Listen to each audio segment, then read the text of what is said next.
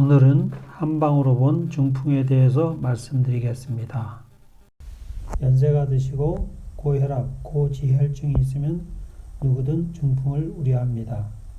중풍은 한 번 걸리면 반신불수 혹은 사망에 이르게 하는 무서운 병입니다. 중풍은 전에 두통이란 비디오에서도 말씀드린 것처럼 머릿속에 압력이 올라가서 머릿속에 혈관이 막히거나 터져서 발생합니다. 혈관이 터져 내부로 흐르게 되면 사망하는 경우가 대부분이고, 혈관이 터지지 않고 막히게 되면 막힌 부위에 따라 반신불수가 되는 경우가 많습니다. 그러므로 내가 중풍에 걸릴까 걱정하시는 분은 우선 내게 만성 두통이 있는가, 고혈압, 고지혈증이 있는가를 체크해 보는 것이 중요합니다. 즉, 고지혈증이 있고 만성 두통이 있으면 극도로 조심하셔야 합니다.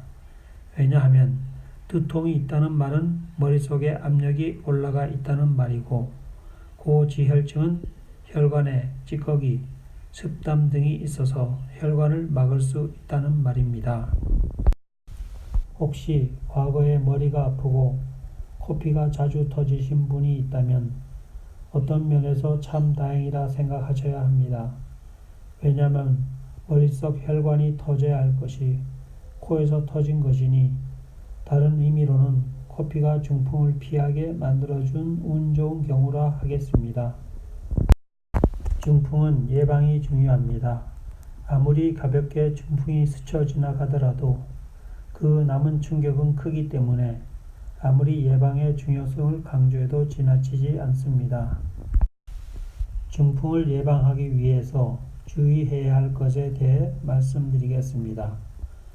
만성 두통이 있으신 분은 그냥 진통제 등을 먹고 두통이 없어지도록 하지 말고 그 원인을 찾아 원인을 없애는 것이 좋습니다.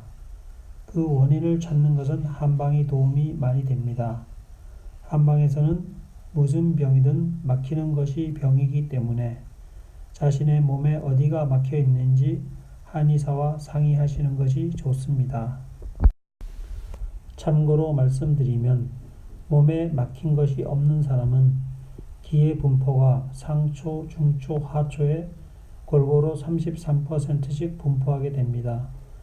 하지만 몸에 막힌 것이 있는 경우는 보통 상초에 33% 이상, 예를 들면 상초의 50%, 중초, 하초의 33% 이하로 분포하게 됩니다.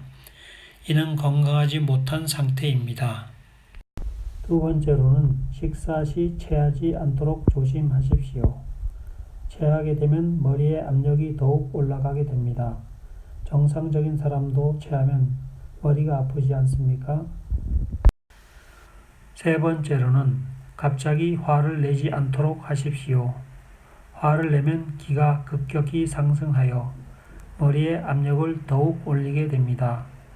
이 압력이 머릿속의 혈관을 터지게 할 수 있습니다. 항상 자신의 스트레스 관리하시는 법을 익히시는 것이 좋습니다. 네 번째로는 피곤할 때 찬바람을 맞지 않도록 조심하십시오. 피곤한 사람은 피부의 기가 부족하여 찬바람이 피부를 맞게 되고, 피부를 통한 소통이 안 된 기는 상기하여 중풍이 더 걸리기 쉽게 만듭니다. 이 네 가지 경우는 평소에 머리에 압력이 올라가 있는 상태에서 또 한 번의 머리에 충격을 가하게 되는 요소가 되어 중풍이 걸리게 쉽게 됩니다. 물론 서양의학적 관점에서도 고혈압, 고지혈증이 있으신 분은 반드시 혈압약과 고지혈증 약을 드셔서 평소에 압력을 줄이고 소량의 아스피린을 복용하는 것도 중풍 예방에 대단히 효과적이라고 합니다. 이 동영상이 도움이 된다 싶으시면 지인들에게 공유 바랍니다. 감사합니다.